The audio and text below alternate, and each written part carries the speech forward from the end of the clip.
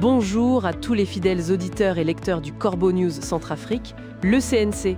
On est ensemble pour une nouvelle chronique radio qui promet d'être piquante. Aujourd'hui, on va décrypter une analyse, ou plutôt une autoproclamation d'un certain Thomas Dietrich, qui semble s'autoproclamer expert de la Centrafrique. Pour en parler, j'ai le plaisir d'accueillir notre journaliste de terrain, le redoutable Brahim Saleh. Bonjour Brahim Saleh. Bonjour Adèle Kanzoro, bonjour à toutes et à tous. Merci de me recevoir pour parler de ce sujet qui agace, on peut le dire. Agace, c'est le mot juste. Brahim Saleh. Alors, notre petit procureur de la France-Afrique, Thomas Dietrich, nous sort une nouvelle vidéo. Qu'est-ce qu'il nous y raconte cette fois ?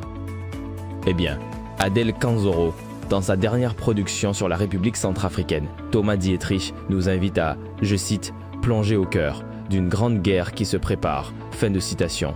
Il explique, selon lui, comment Paris chercherait à déstabiliser Bangui pour chasser les Russes et reconquérir son ancien précaré. Il se met en scène en lanceur d'alerte courageux, avec un ton moralisateur, censé réveiller les consciences françaises et africaines. Un lanceur d'alerte, vraiment ? Ou plutôt un donneur de leçons déconnecté de la réalité centrafricaine ? Exactement, Adèle Kanzoro, car en voyant de près ce vernis d'investigation, son reportage est un trompe-l'œil. On y voit des angles trop larges, des affirmations sans preuve, un prisme unique de la France-Afrique, et surtout, une posture intellectuelle qui manque de considération pour les Centrafricains. En réduisant la crise à un jeu de barbouze entre Paris, Moscou, N'Djamena et Khartoum, il fait disparaître la responsabilité de l'empereur Faustin Archange Touadéra et traite tout un peuple comme des enfants. Ah, il infantilise le peuple centrafricain. C'est ça le fond de l'histoire. Mais alors, il pointe une diplomatie centrafricaine chaotique, ça c'est vrai, mais comment il gère les vrais responsables ?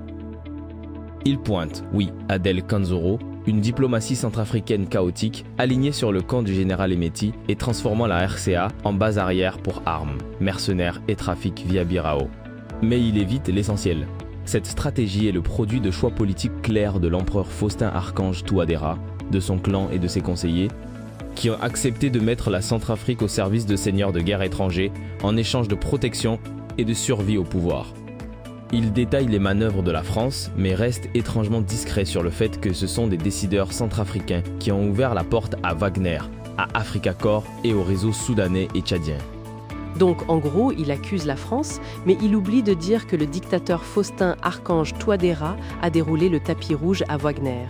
C'est ce qu'on appelle la double casquette, ou plutôt la double mesure. Ah, exactement, Adèle Kanzoro. Il transforme le peuple centrafricain en victime sans qu'on puisse identifier les auteurs, comme si l'histoire se faisait uniquement à Paris et au Kremlin. Scandaleux, le dictateur Faustin ne serait donc qu'un spectateur, une marionnette. Nos intellectuels, nos journalistes, eux, ne font-ils pas d'analyse ? Toute sa vidéo tourne autour d'une idée fixe, Adèle Kanzoro. La France serait prête à tout pour reprendre pied à Bangui, venger le départ de son armée en 2018 et chasser les mercenaires russes. Il déroule visite ministérielle, rôle d'Orano, réseau d'anciens diplomates et militaires pour conclure à un plan de déstabilisation.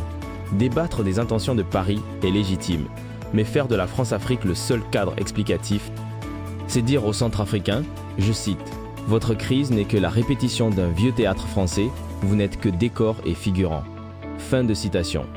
Dietrich ignore ce que pensent nos intellectuels, juristes, militants, journalistes, qui eux analysent depuis des années le système de l'empereur Faustin, le rôle de Wagner, la paupérisation et les violences liées à la structure du pouvoir. C'est une nouvelle forme de colonialisme intellectuel en somme. Je vais vous raconter votre pays comme si nous n'étions pas capables de le comprendre nous-mêmes. C'est là toute l'absurdité. On n'a pas besoin de lui pour comprendre ce qui se passe chez nous. Bien sûr que non, mais alors sur la présence russe, qui est pourtant omniprésente et destructrice, il dit quoi, notre Thomas Dietrich ? Il est aussi incisif ? C'est là que ça devient curieux, Adèle Kanzoro. Il admet pourtant que les Russes sont omniprésents. Wagner, puis Africa Corps, mercenaires blancs aux côtés de l'armée, protection rapprochée de l'empereur. Révision constitutionnelle sous leur œil complaisant et celui de Paris. Mais sa voix, si vibrante pour chaque manœuvre française, se fait étrangement douce face à la prédation russe. Ah, la complaisance ! Où est sa dénonciation de cette recolonisation ? Où est sa compassion pour les Centrafricains qui ont péri sous les bottes de Wagner ? Exactement.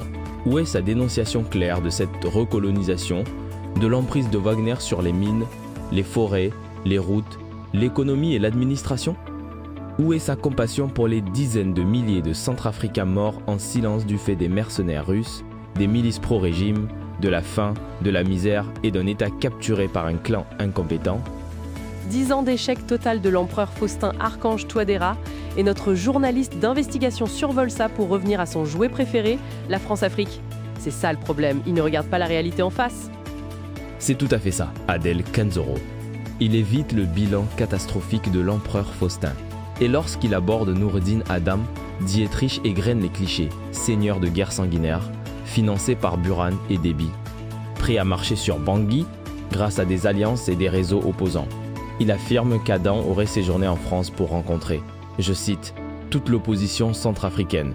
Fin de citation, sans fournir la moindre preuve sérieuse. Sans preuve ?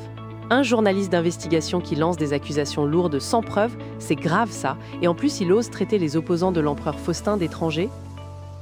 Plus grave encore, Adel Kanzoro, en parlant de certains Centrafricains comme des étrangers, dès qu'ils ne sont pas d'accord avec son patron, l'empereur Faustin, il glisse sur une pente qui considère les opposants comme des éléments extérieurs à la nation. Pourtant, l'empereur lui-même est entouré de ministres et mercenaires étrangers et a violé la constitution pour rester au pouvoir. L'arroseur arrosé, comme on dit, et il se présente en martyr, menacé, torturé, fiché. Est-ce que ça lui donne le droit de nous donner des leçons et d'ignorer nos analyses ? Il se présente en martyr. Oui, Adel Kanzoro, menacé, expulsé, torturé, fiché, c'est prêt à tout pour, je cite, éclater la vérité. Fin de citation. Les violences subies sont réelles, mais il les transforme en capital symbolique, en légitimité automatique, comme si avoir été maltraité garantissait la justesse de chaque mot. Dans le cas de la Centrafrique, cette autosacralisation devient un problème. Au lieu de dialoguer avec les analyses centrafricaines, il recentre le récit sur son combat contre la France-Afrique.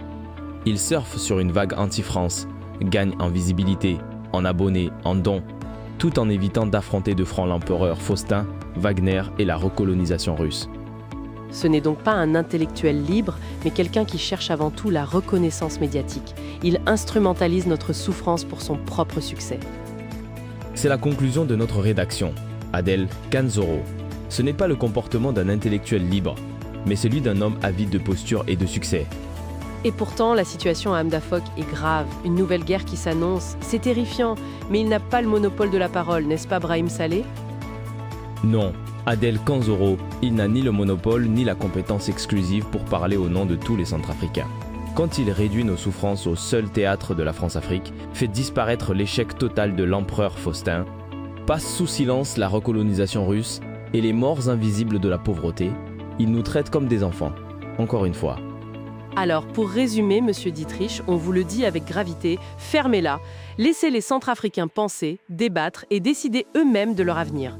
Merci Brahim Saleh pour cette analyse percutante. Merci à vous, Adel Kanzoro. C'était un plaisir de décrypter cet article rédigé par notre journaliste Arsène, Thierry Benguewe Damaras, avec toute l'équipe de la rédaction, évidemment sous la supervision de notre directeur de publication, Monsieur Alain Zilo. Pour tous nos auditeurs et lecteurs, n'hésitez pas à nous contacter sur Corbeau News Centrafrique. Nos numéros de téléphone et WhatsApp sont le +236 75 72 18 21 ou le 70 16 44 65. À très bientôt.